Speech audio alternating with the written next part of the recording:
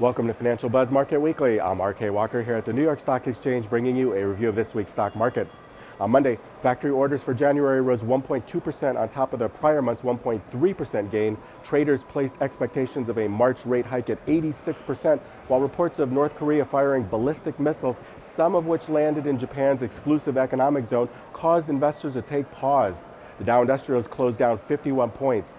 On Tuesday, the trade deficit for January rose over 9% to $48.5 billion due to strong imports of consumer goods, vehicles, and petroleum. Biotech fell after President Trump tweeted his intention to increase competition in the drug industry. On Wednesday, the ADP employment report for February surprised observers with an unexpectedly strong 298,000 jobs added.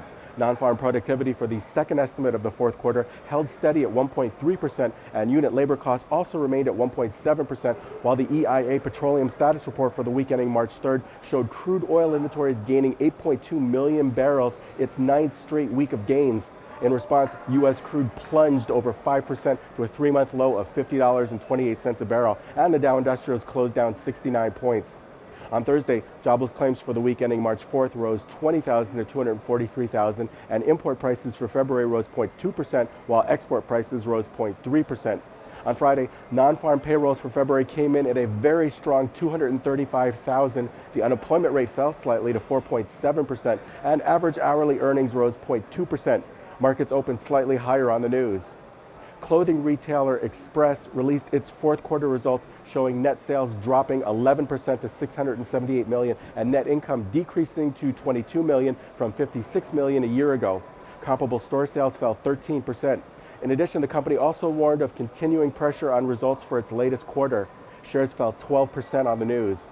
Recreational vehicle manufacturer Thor Industries announced second quarter earnings of $64 million or $1.23 per diluted share on record revenues of $1.6 billion, beating analyst estimates.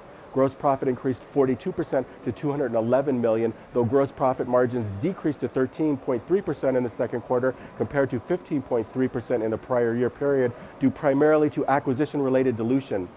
Hewlett-Packard Enterprise Company announced plans to buy Nimble Storage, the memory device maker, in a $1 billion deal. HP Enterprise planned to pay $12.50 per share in cash for Nimble, which represents a 45% premium over Nimble's closing price on Monday.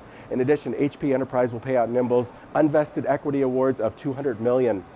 Chinese mobile social networking platform Momo set new 52-week highs after announcing better than expected earnings for the fourth quarter. The company reported earnings per share of 41 cents, topping consensus estimates by 11 cents.